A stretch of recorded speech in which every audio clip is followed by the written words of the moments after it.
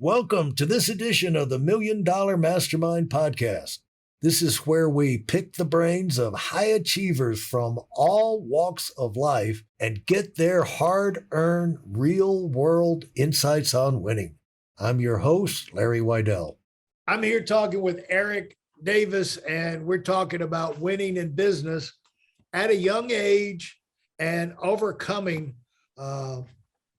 a lot of misconceptions, a lot of surprises along the way. Let's call it that way. And Eric, thanks for visiting this afternoon. Thank you. Appreciate it. What kind of you had a big health problem you had to deal with when you started your business. Talk about that. That knocked you out for quite a while, I think. It sure did. It knocked me out not as long as it should have. And I point that to having my own business, being an entrepreneur. But basically what happened was we got very successful very quickly. And after about 5 years, you're bringing in $500,000 a year and you're not really working as hard as you would at a job. And you're like, this is more than I ever made, 5 times more than I ever made in my life. And I'm not working too hard. You get complacent, you start eating out all the time. You're not taking care of yourself a certain way. I had a blood clot form. It went to my brain. The blood clot form went to my brain and caused a massive stroke. So basically, I was in ICU, intensive care unit for 7 days until they could get that calmed down, the blood pressure down and all that good stuff. And I remember the doctor clearly coming in and saying, you're not gonna be able to walk without assistance for at least 6 months. I'm like, 6 months, there's no way I'm going 6 months without walking. And being an entrepreneur, there's no such thing as sick days and workman's comp and all those things. You're like, I have something to look for. I got a business. I got people who depend on me. It can't take that long. So we had saved a lot of money in business. And I asked them to send me to the best inpatient rehab that they knew of. They told me it was going to cost at least $1,000 a day and I'd have to be there 2 or 3 weeks. Okay, go ahead. $1,000 a day. We had plenty of money saved. So they sent us there. They sent me there. And I was walking within a week after they told me after 6 weeks. Now I was on a cane. I was nowhere near 100%. It took me about another 4 or 5 months to walk without a limp. I was walking, but I was walking without a limp without 4 or 5 months. I was actually running about 4 or 5 months. And I didn't feel 100% for a whole year. But the reason why I had a different type of determination is because I had something to look forward to. Go back to my team, go back to my entrepreneurship. I loved what I did. I loved the business. I loved everything about the freedom I had and the other people that I was trying to show how to do the same thing. If I was working for parole, I probably would have took my sweet time laying in that hospital bed. I probably would still be walking with a limp. I probably would still have a cane because there was nothing to look forward to. Who wants to go back to working at a prison? But having your own entrepreneur's job, it just made me even more determined to become a $1 million earner. I'm like, I had to go through this for a reason. If I overcome this, and I remember we had a discussion about this after it happened, Larry, and I told you, I was like, it could be inspiring for some people to go through, us go through that and come out on top and become a $1 million earner or whatever. So I was determined to make that happen. And literally 2 years after that occurred, our income jumped to 1.1 after it was at 600 grand.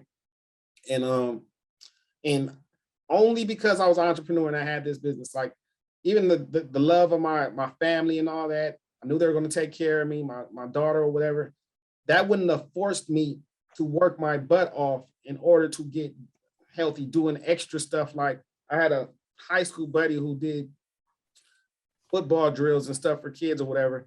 And I even hired him to come get my, do footwork drills with me so I could get better and learn how to walk faster than the regular inpatient rehab I had and the other rehab that I had, the outpatient rehab I had. I was doing all kind of extras just so I can get better. I didn't want to be the one, oh, what happened to him? Why is he walking around limping? Oh, that's our leader right now, limping and on a cane.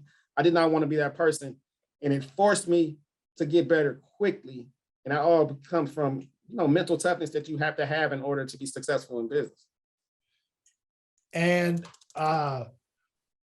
what were you thinking about as you went through that? Because 6 months, all of those things, those are you're used to being around a crowd, you're used to being on the go, and you're stopped. What kind of other uh, self-reflection you think you went through? And I don't know if you made any changes in how you went about things or, Now, I yeah. just became a super grateful person, man. We take a lot of stuff for granted and we don't realize how blessed we are no matter what situation we're in. Just health, having your health alone is just super grateful. Like, for example, my mom turns 87 um next month. And I remember when I was in the hospital, she was already in her 80s and she was like, I haven't been in the hospital, like had to stay in the hospital since I had you 42 years ago. She had a C-section, so she was in the hospital for a few days. She hasn't had to stay at the hospital since then. So we kind of joked, yeah. So we kind of joked about that. But I'm sorry, what was the initial question? I start off. Well, you like what changes you went through and what kind Oh, of, self-reflection and all where oh, you're, just being grateful and focusing on my attitude, making sure I never get complacent, don't take anything for granted. Realizing how precious life is and how things can change, definitely changed my health. I thought I wasn't in bad health at that time, but you just never know. So lost about 20 something pounds of exercise all the time. The things I couldn't even do, like if I had a job, I wouldn't be able to take that kind of time to make sure my health is right, my maintenance of my body is right, the things I eat are right. But just self-reflection was making sure my attitude is right, looking at things differently, being grateful, realizing we're blessed people to be here still. And I look at it was like halftime. Um, I think I was just turned 40 or something like that, 41 or something. I'm like, I think God gave me a halftime break, like time out. This is the halfway point of your life, maybe. Sit down, reflect, and okay, here's the second half. for those of you who are sick and tired of fooling around and are dead serious about wanting to move up fast, I've got something especially for you. I've combined the best insights from over 40 years in business and making $70 million in income and compressed them into a free webinar. That's right, it's a free resource. If you want to find out exactly what the concepts are that I use in coaching $1 million earners, register now at WeidelOnWinning.com. You'll discover the 5-part framework used by so many to reach their financial, personal, and professional goals. You can find that link in this episode's show notes. Yeah. What are the keys? I know you had strong mentorship growing up and did a lot of study, your family, you got a lot of good values. What are principles that you find yourself going back to over and over again?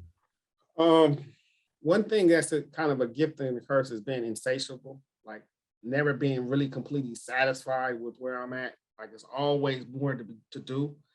And I think that could be sort of a gift and a curse because you're never satisfied, but at the same time, it's what drives you to do more or be better.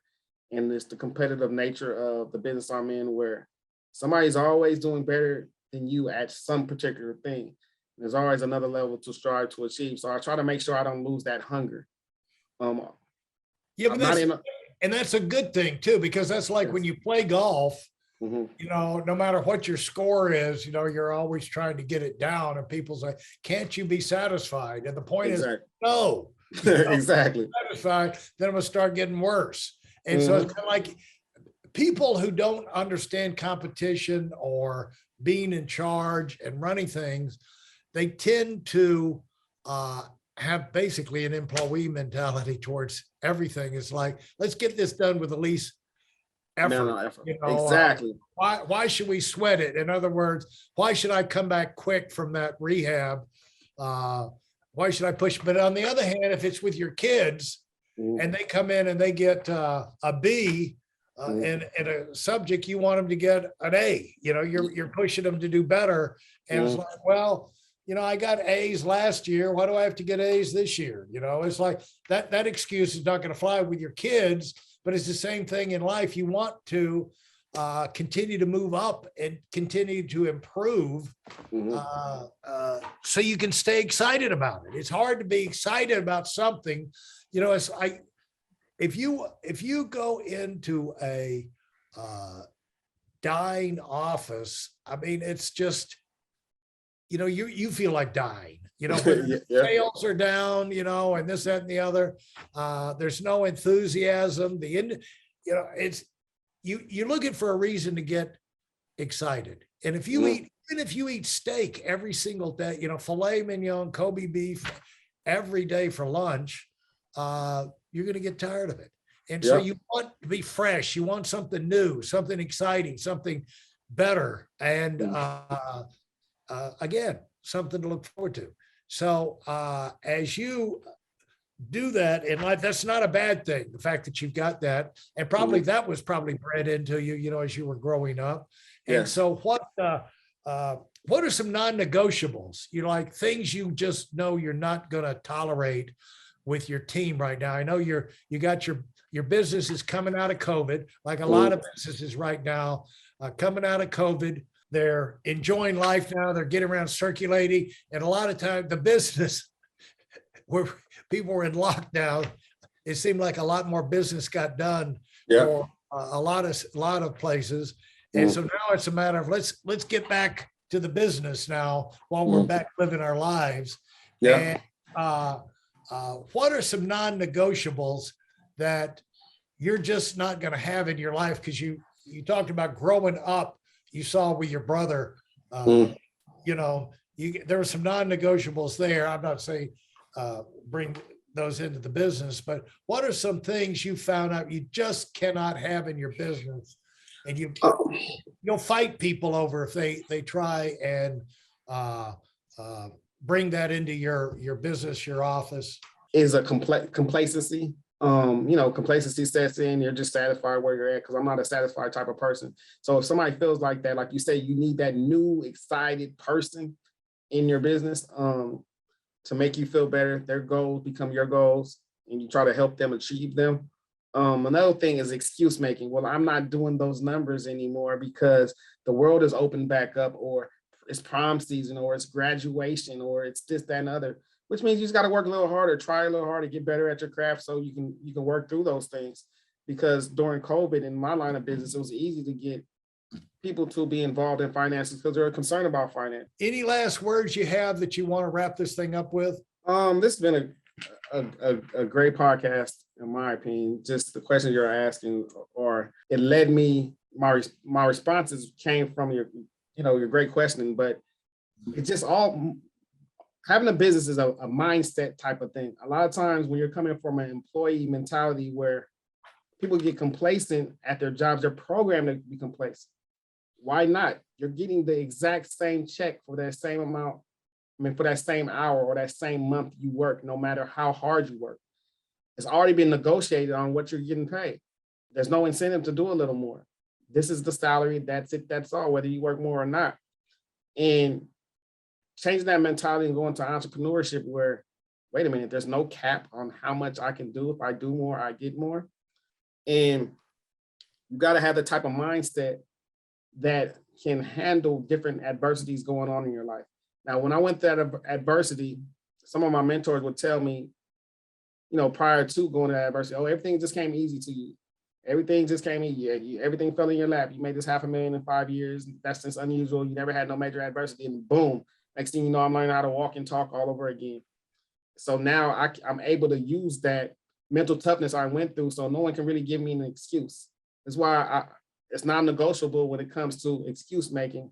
After a lot of great deal of people on my team seeing what I've gone through and overcome. But and also, like what I said earlier, just be grateful for whatever your situation is: your health, your family, your business, even your job. Hopefully one day you can get out of it and find something more fulfilling. But I would tell you that you gotta have the right mindset to be your own business owner. You gotta be a self-starter, self-motivated, and ambitious in order to be successful in your own career. Thanks for listening to the $1 Million Mastermind. If you felt there were any valuable takeaways from this episode, please take a minute and leave us a 5-star review. Your feedback is important and really helps us get the word out to a wider audience. Remember, we have a valuable webinar that is absolutely free. Register for it right now at whiteoutonwinning.com. Thanks for listening.